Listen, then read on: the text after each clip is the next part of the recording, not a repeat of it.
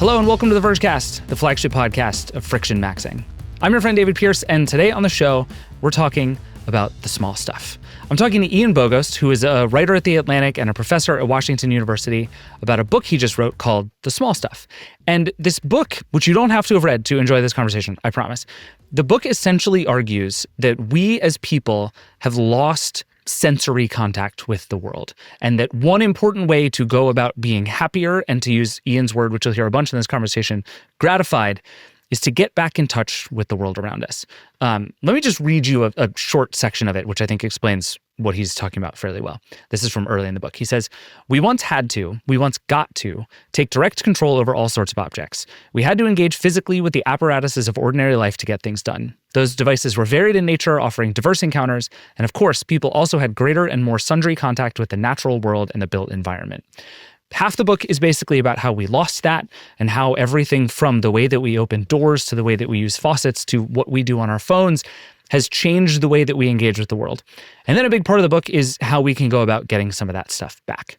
I wanted to have Ian on to talk about what we've lost, and particularly how technology has played a role in taking some of that stuff away from us, and whether technology has a role in giving some of it back.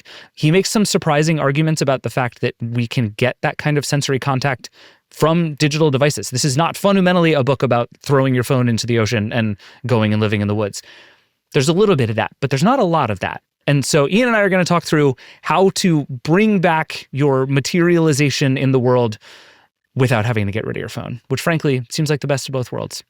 That's coming up in just a sec, but first, here's everything else happening on The Verge today.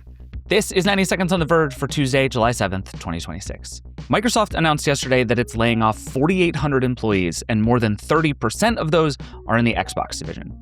Microsoft is also spinning off 4 of its game studios, and there are apparently even more cuts still to come. At the same time as making all of these huge cuts, Xbox's CEO Asha Sharma is also trying to argue that the Xbox's brightest days are still coming. She wrote that, "I want Xbox to be one of the few companies that entertains more than 1 billion people each day and gives everyone the opportunity to create and connect." That is vague. And it's the sort of vague that led Xbox into a lot of this trouble. Now this suddenly much smaller team has some big, vague work ahead of it. Meanwhile, Nothing released a new set of earbuds called the Nothing Ear 3A, which are interesting, frankly, for a few reasons. One, Nothing's headphones have historically been pretty good, especially for $99. 2, these come in pink and they look awesome.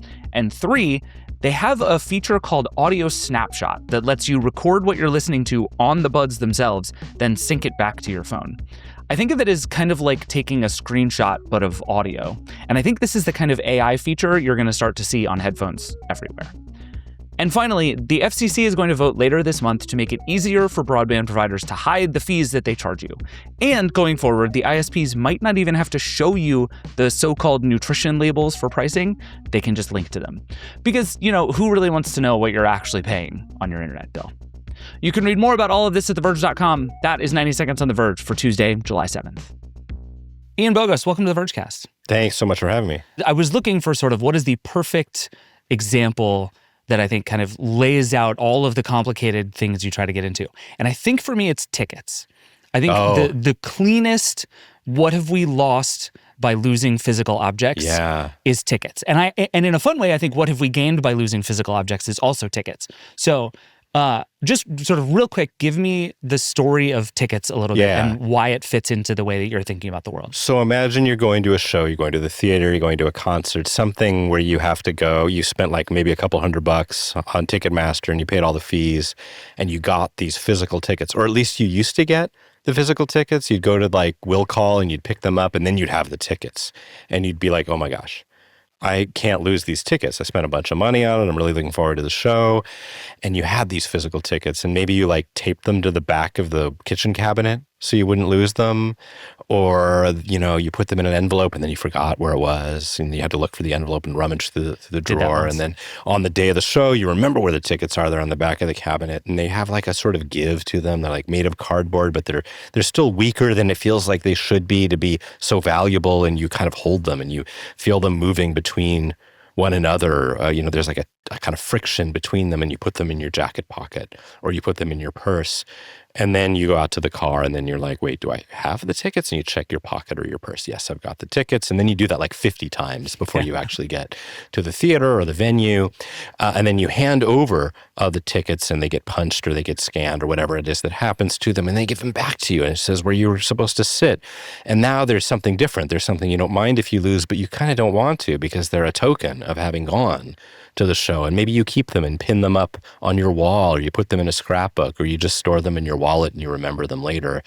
So all of that kind of like sensory texture that you experience with the tickets, you don't really need that anymore. Now what you get is a QR code on your smartphone. And it's, as you said, now you don't have to worry about losing your tickets, but you don't get all the rest of that. And you go to the show and you kind of hold up your phone, and it's always kind of weird to hold up your phone when you feel like you should be doing something different. They shouldn't be looking at your phone, and they scan it and it's on the wrong screen or something like that. And then you don't remember what the seat was and you have to pull it up and you don't have all that, kind of like memento of the show anymore to take with you. So that's like one example of this phenomenon that I call dematerialization, where like the physical world that we used to inhabit without thinking about it at all just kind of went away. And on the whole, it's like definitely more convenient, but then there was a loss associated with that convenience. And I think to me, one of the most interesting parts of reading the book was kind of watching you try to articulate what that loss is. Yeah. Because I think it is really hard to explain, right? That not only is it about the fact that, yes, having things that exist outside of my phone is helpful because I can like know where they are and I don't have to open my phone to go to them. And we talk a lot about sort of the advantages of like using a digital camera instead of using your phone. Right. But your argument is kind of finer than that, right? Yeah. That it's like there's actually something about the feeling of holding the tickets in your hand and moving them in your fingers that is important. And I think it's very hard to articulate why it's important. Right. But that it is important. The thing that people might think of first with the tickets is that idea of a memory that they can hold and store. And that's valuable. And you don't have that anymore. Totally. But I am talking about that plus other things. And for me, that sense of like you have two tickets because you're going with your spouse or your kid or whatever it is, and just feeling them move between one another, holding two pieces of cardstock and kind of feeling their texture against one another as you kind of rub them together in your hand. First of all, it just kind of gives you something to do with your hand while you're waiting in line. But it's delightful to do that. But I just started to realize as I thought more and more about this phenomenon of dematerialization and that sense of delight, which I call gratification, I felt like, wow, what if that is actually much more important than we've given it credit for? And the fact that it feels so small is both the reason that we haven't given it credit for feeling good, but also the power of it. These like this collection of little tiny sensory experiences that you've accrued or you used to accrue more over your day that were contributing to your overall sense of contentment. And then as they fell away, you didn't feel like you were missing anything. Like who cares about not having a paper ticket? But then that happened everywhere, like everywhere to everything.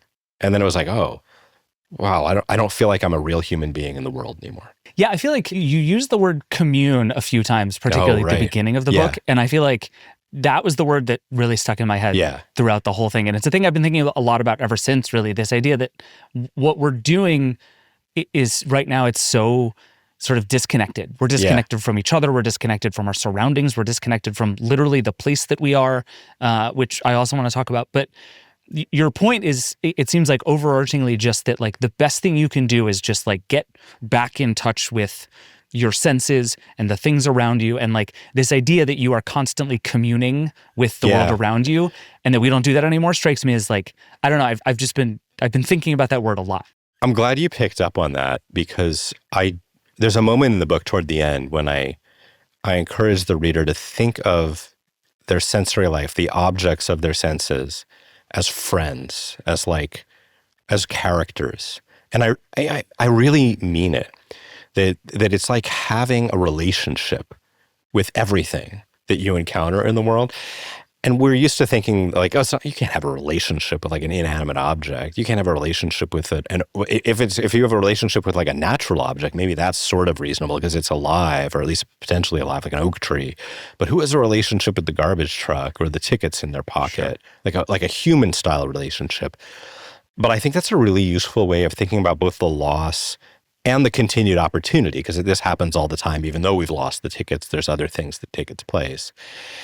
And that sense of just having like respect and interest and curiosity and most of all, acceptance of just accepting that you are in the world with other things, other people too, other entities, and that's an enormous miracle.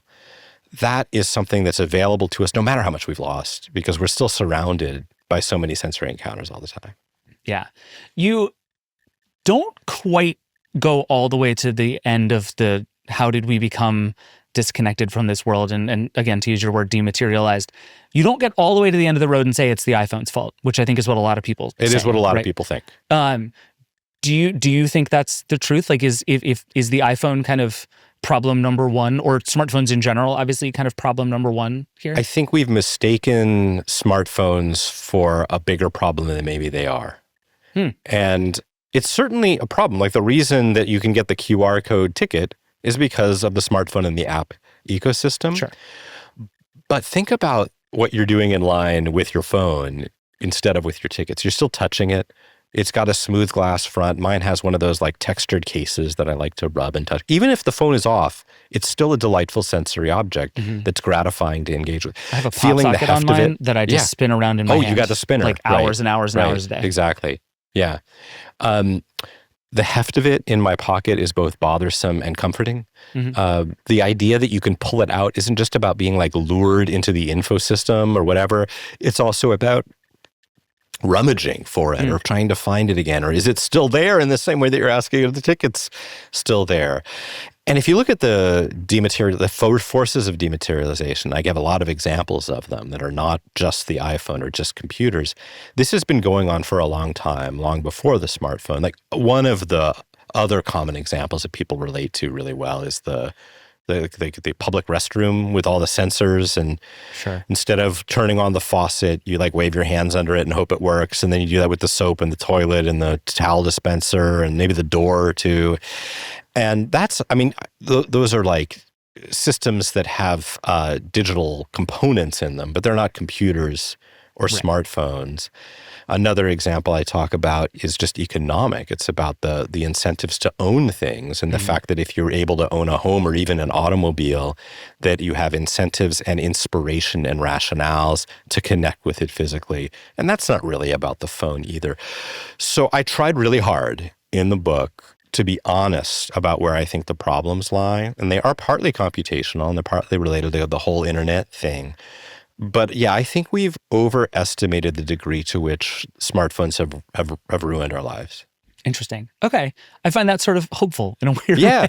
Well, as I've been living this whole like life of trying to make sense of this thing that I call gratification, and I like truly and earnestly believe in this, I started realizing that sense of like addiction or compulsion or whatever you want to call it. I mean, I'm just as guilty of it as anyone. Sure. I'm drawn to the phone and the apps. But that it was kind of just like my attention system, or the things in my life I was accepting as interesting were narrower than they could be. And once I was like, like my water bottle though, right, with its like rubber base that sits down against the counter, that's like that's super interesting. The feel of my desk in front of me, the gravel on the street, on the neighboring street, with it when I walk down it crunches underfoot. It's kind of as interesting as my iPhone in a certain way, and they're much more plentiful. So I started missing my phone a lot less. I didn't have to like lock it up. I asked this question in the nicest possible way. Do you feel sort of insane explaining this thing that you've gone through? Just being like, I don't need my phone that much because of the rubber on the bottom of my water bottle. It's like beautiful nuts. And sort of insane. Yeah. And I try to address this in the book too, that feeling of oddity, of like embarrassment, of strangeness, that's both something to overcome, to learn to overcome, but it's also a tell. It's like when you start feeling, is it kind of weird to like be so delighted in this rubber bumper on my water bottle? You're like, I'm living in gratification land here. Like that's a sign that you're on the right track. One of the things that I've discovered about it is that when you talk about these experiences with other people, they're usually like right there with you very quickly. And it's sort of like you go first kind of a thing that we've been in. There's an example I talk about where my wife and I are peeling off a plastic protective film from the name label on a new knife block we bought. And if you bring that example up of the plastic protective film with like anyone on earth who's ever encountered it, they'll be like, oh, it's so delightful to do that. Sure. Sometimes I just leave it on for a year so I have something to do later. They're right there with you. But they wouldn't maybe bring it up on their own, you know? And so you're right. There is a folly. It feels unimportant. Like I called the book The Small Stuff because the small stuff feels unimportant, and it isn't. It's super important. Right. So part of the exercise, and I think it's an easy exercise, is just learning that it is. And you know, when it feels good, admitting that it feels good and not worrying so much that like someone's going to like look at you funny when you do it. Yeah. So talk me through that exercise actually a little bit, because it feels like there were parts of the book where it felt like your argument was going to turn into essentially do you know this concept of friction maxing? I do. It felt a little like you were pushing towards that, Yeah. right? The like resist convenience at all costs, resist taking the easy and quick and low touch way out of everything. Like go do things the hard way because it is worth doing the hard way. I don't actually think that's what you're advocating for. I'm really glad that you said that because it's not what I'm saying. Parse those two things apart for me a little bit. So I think what happened is when you're like very smartphone kind of internet focused, everything has been made so easy for us. Our lives are incredible. And there's a lot of kind of frictionless, smooth, efficient experiences that we now have. Instead of going to the store, like this weekend I was working on a project, I really needed a part from like a home improvement store, and I didn't have to get in my car and go to the store. I could just use one of the delivery apps to get, like, how easy is that? But now I'm not going to the store and not in my car, and I'm not like rummaging through the shelves. I'm missing out. Our lives are a lot easier. And so because of that like sense of like smoothness or efficiency that we encounter all the time, it's easy to mistake the solution for difficulty. Like I need to make my life more difficult now. I need to introduce friction. But that's not actually what you want. Like that's actually kind of a bananas thing to think. Like, what if I made my life harder? Like I'll stick it to technology by making my life harder again. Like, sure. I think in some ways it's useful as like a provocation. If you're like, well, what would it be like to do this the hard way so I can remind myself of the gap between easy and hard? But you're probably not going to do that long term. It's not really going to help you live differently. And I don't think you have to live differently anyway. Like, I'm not saying change your life. I'm actually saying like you can live the life you're already living. So yeah, I mean, it's ironic in a way that my book's coming out right at kind of like peak friction maxing discourse, because I think it does feel like it's the same. But to me, they're just like polar opposites from one another. Instead of like make your life harder, I'm saying do what you're already doing, but more so. Support for the show comes from granola. We'd all take a slightly longer meeting if it was actually productive, especially over a bunch of short ones that accomplish nothing. But the trade-off is this: our brains can only hold on to so much information, and it's easy to forget the details when the meetings keep going. So when those longer meetings roll around and you're in need of clear, actually useful notes, you'll be glad to have granola. Granola is an AI-powered notepad built for the way real people actually meet. You could take rough notes like you normally would, while granola securely transcribes the meeting. Then after you wrap up, it turns everything into clean, structured, actually useful notes.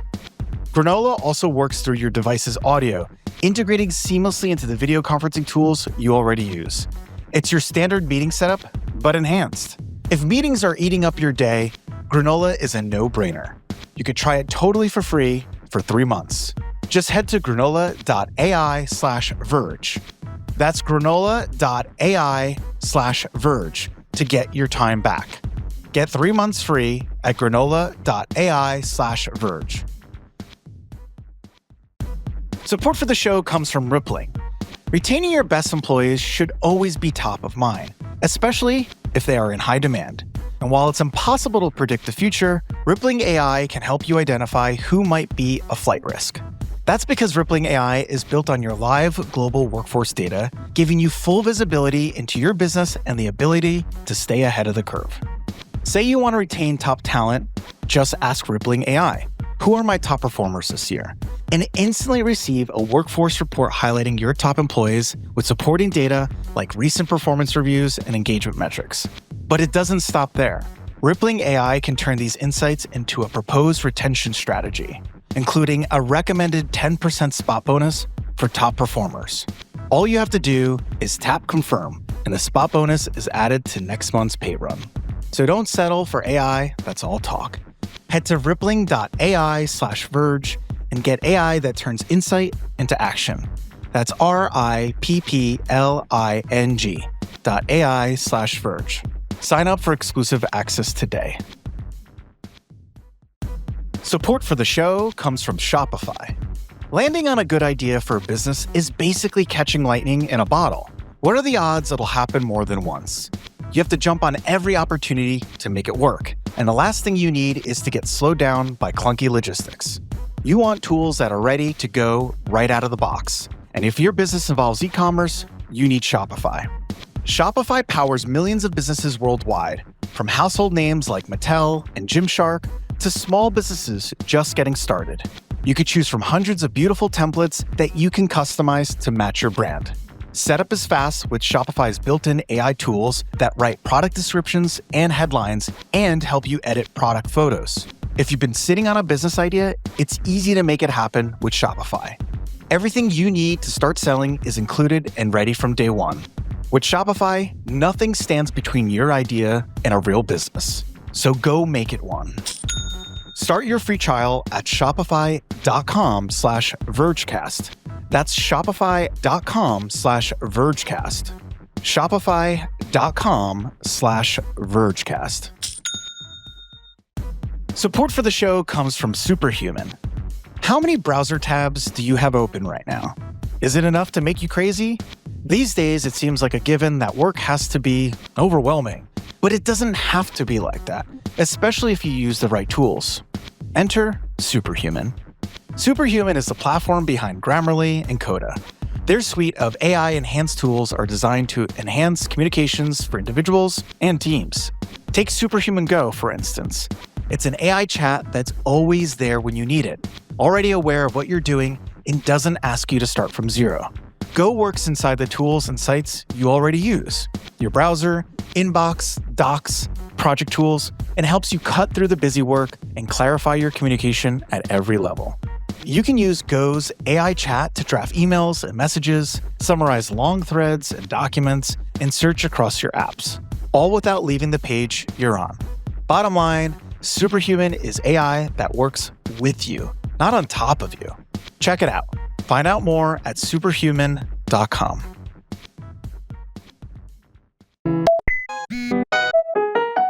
The timing of your book is really interesting because I think the kind of diagnosis of your book, right? This theory of dematerialization, that we are disconnected in these ways. I think more and more people feel that all the time. People feel that. Your remedy is very different, I think, than what a lot of people are coming out and saying, right? Like you're not arguing that I should throw my phone into the ocean. Right. You're not arguing that I should go and shake a human's hand instead of going to self-checkout every time. You're arguing that like I should enjoy self-checkout more, which is such a different way of thinking about it, that it is like, it has kind of blown my mind. And the thing that you argue that I was the most surprised by going through the whole book is that you can have some of these experiences in digital spaces on digital devices. Yeah. Like you read a bunch about ASMR, which can you just actually quickly explain how that fits into this construct? Yeah. So ASMR are these kind of YouTubers typically who make these videos. They've been around for like 10 or 15 years. And they'll whisper. And there's a sort of like tingly sensation that some people get when they hear someone like kind of, like scratch the windscreen of their microphone or tap against a bottle. And what's interesting to me, and a lot of people use it like a sleep aids or relaxation. But what's interesting to me about ASMR creators is the way that they encourage and model focused, earnest attention to the ordinary world. So there's an ASMR creator that I talked to for the book who has these videos about bath towels, and she's like spends 20 minutes like folding and smoothing the towels, and it's an extreme version of how you might actually pay attention to towels. And the point is not that you're going to go spend 20 minutes with your towels, but that you have towels, and when you take them out of the dryer and they're warm, that warmth, and you may put it against your face or feel it or smell it, and it's plush and it has texture. And then as you're folding it, that's not just a chore. for you. That's an opportunity for you to commune with your towels, to use that word. And I think the way that ASMR creators model that kind of openness is really admirable and something that we can learn from. Okay, I like that. And I think that to me was the part where kind of your argument about digital spaces started to really click, because it does seem like all the stuff that you're arguing, right, which is that we need this different kind of sensory contact with the world around us, runs right in the face of another thing that you describe, which is that everything in every app that we look at is being like ruthlessly monetized and selected for us by these unknowable algorithms. And I think like even on social media, people are starting to feel like, I don't know why I'm here. I don't know why I'm seeing this thing. I don't know who these people are. Like we're being dematerialized even in these digital spaces in this way. That's right. Yeah. And part of me wonders, like if these two things are just increasingly like impossibly at odds, that if actually everybody from, I mean, you talk about Amazon in the book, you talk about social platforms in the book, like if all of these things actually have every possible incentive to dematerialize us as much as possible, to just turn us into like a warm bag of credit cards. Right. And in fact, everything we're doing here is just a losing battle against the endless forces of dematerialization. And yet again, you seem more optimistic about it at the end than I expected. Yeah, I think that what we have to realize is that as much as these forces are dematerializing, they are also delivering gratification in its own way, or at least in some way. So just touching your phone is always gratifying, as we already discussed. But if you're scrolling Instagram or TikTok, like often you're seeing, it's like, I call it kind of vicarious gratification. You're like watching other people do things, and the things that they're doing are increasingly implausible, and they're clearly just done for the algorithm. You know, like those, like someone like spreading food all out over their marble island in their kitchen or whatever. They're not going to eat any of that. They're not encouraging you to do the recipe. Sure. They're just trying to maximize their algorithmic feed, right? And so if you treat it though as like this, oh, well, like there's tomatoes though. I'm reminded that like tomato sauce exists.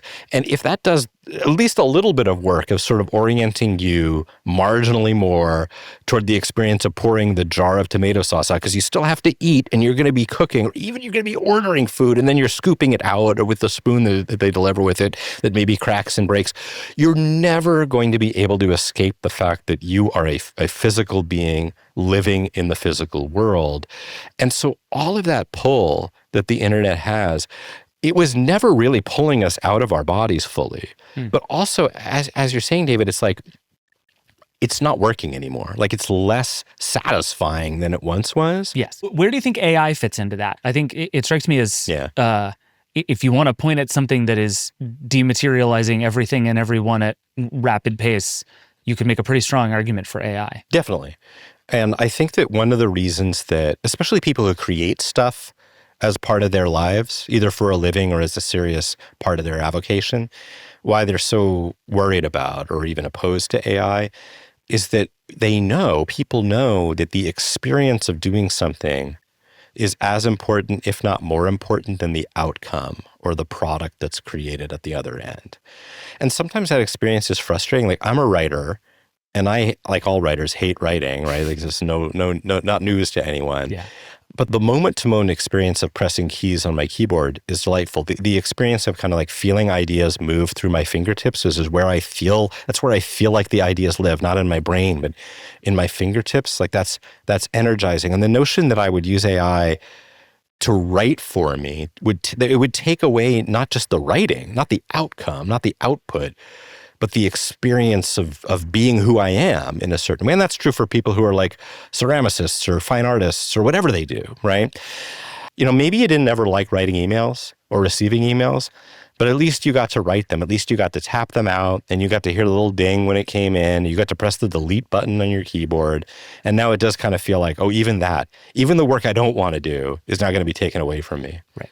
Yeah, and I think that there's a fascinating thing coming for all of us where we're going to be asked whether not having to do the stuff we don't want to do is worth not being able to do the stuff we do want to do. Right. And everyone is just going to have to stare down the barrel of that question. And, you know, one thing we know about automation of all kinds, you know, going back as long as we've had automation, is we never get that time back.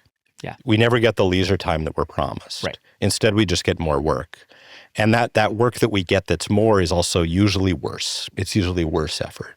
Yeah. And, I'm not saying that we should go wash your clothes by hand, right? This isn't the friction maxing argument. The fact that I have a washing machine, thank goodness. I am happy with the washing machine. But you still engage with it, right? And you got to load it up, and then it whirs, and you can hear it sort of in the house, and it's reminding you that washing is happening. And then you go out and you fold and get the towels out, like we were talking about. And those processes, like all of that stuff, we think is just like noise. It's like, oh, that's just a chore that I want to get through. So we didn't really mean for our lives to be changed in this way, optimized, for on every register for every variable. And it happened slowly. And now that it happened, I think all of us are looking around going, wait, I didn't ask for that. And when there's an example of something that's like very clearly doing it aggressively, like AI is, it's easy to point to it, or smartphones, and go, oh, that's the enemy. Let's fight that enemy. But it's really weirder, and it's happened over a much longer period of time, and it's kind of everywhere. Like the faucets in the restroom have nothing to do with computers and AI, but they're part of the problem. The difficulty you have opening doors in office buildings, which I also talk about, like that doesn't have anything to do with AI, but it's part of the problem. And I think it's been a relief for me not to try to hang the problem on myself, but also not to hang it on like one phenomenon in particular, to understand that it's much more systemic.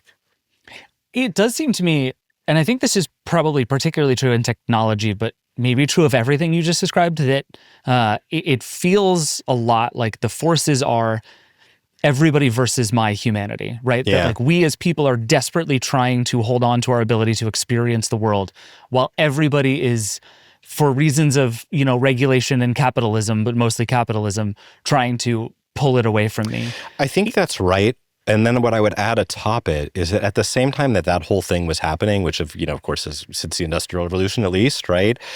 We've also been persuaded that the only kind of contentment that's worthwhile is what we call happiness, this sort of like big stuff accomplishments, right. Not necessarily just that you would optimize for, but that you would value as the thing that you're actually after, the thing that gives your life purpose. And that in fact, all of the sacrifices between here and there are worth it. Happiness is some far future thing that I am meant to be working towards at all times. And I guess that's true at a certain level, but then you miss out on that specific experience, which is giving you a sense of pleasure by being directly connected with the world.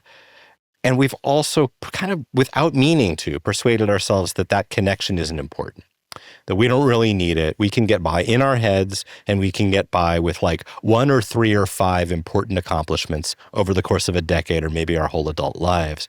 And what a shame that is. For all the talk of like abundance, the surplus that I'm after is the surplus of sensory encounter that's available all the time. Yeah. And so while it seems weird to like become friends with your water bottle, by doing that, I get like another little drip of pleasure into the cup, which is very different than like filling it up full blast with some big life accomplishment. Okay, one last thing and then I'll let you go. And this is both because it's related and because this is the Vergecast and we like gadget nerd stuff. I need you to explain your doorbell. Just to the people, it is the deepest gadget nerdy stuff in the whole book, and I just need you to briefly explain what you did with your doorbell. Yeah, it is super nerdy. So I live in a house that was built in 1909 in St. Louis, and that's a long time, 120 plus years of changes to the house. And there's a wired doorbell, but it was cut at some point, and a lot of people put in like a Ring doorbell or something like that runs on batteries and Wi-Fi. But I kind of like wanted like a doorbell, like a traditional doorbell that matched the house architecturally and that had a button that you push and it feels like a doorbell button. And then I wanted it to make the sound that my house, I have this ridiculous house that like wants a big booming doorbell sound, So, I mean, the long and short of it is that I wired up like 5 different computers, and I have this whole like server room running my doorbell and the rest of my house too, but where the doorbell has a button behind it that talks to a Bluetooth device that then sends a message to my Apple home that then has a listener on it that then plays a sound on this speaker that is like nice and resonant, and then it connects to the camera that I do have somewhere else hidden in a bush that shows me who's at the door. And it's very nerdy, and I think it's like just like an interesting example of how the old world and the new world can live together. Like it's a very high-tech solution. I do store all of my video feeds like on a RAID in my basement instead of up in the cloud with a service. And so that was one like moral position that I took. But also now you come to my door and you press the doorbell and you hear the bong bong that resonates through the house. And it makes me feel like I'm living in the house as it wants to be lived in and not in some weird Frankenstein version of it where I taped a contemporary smart doorbell to the door and kind of ruined the whole experience. Yeah. I loved it. That to me was like both just true great Vergecast lore and also just like you've done an enormous amount of very modern work to make your house feel like it's supposed to. Yeah. It's like it's just a good way to think about it. I sure. Like that. All right. Ian, thank you so much for being here. This is great. I really appreciate it. Oh, thank you so much. I really enjoyed it. All right. That's it for the show. Thank you to Ian for being here. Go buy his book. It's called The Small Stuff, How to Lead a More Gratifying Life. It's out today, Tuesday, as you're listening to this. It's very good. It's pretty short. I highly recommend it. And of course, thank you as always for watching and listening. If you have thoughts, feedback, if you have other examples of this dematerialization and these sorts of sensory things, if there is something that you've experienced that feels the kind of way Ian is describing, I want to hear all about it. Vergecast@theverge.com is the email. 866-VERGE11 is the hotline. Hit us up about it, anything and everything. As always, also, the best thing you can do to support everything The Verge is up to, for Ian, it's, buy his book. For us, it's subscribe to The Verge. TheVerge.com/subscribe. It gets you all of our podcasts ad-free. It gets you all of our exclusive newsletters. It gets you all of our coverage of other things you can do than throw your phone in the ocean. Keep it locked. TheVerge.com/subscribe. The Vergecast is a Verge production and part of the Vox Media Podcast Network. This episode was produced by Josh Kajas, Eric Gomez, Brandon Kiefer, Travis Larchuk, and Aaron Lacasio. We'll see you tomorrow. Rock and roll.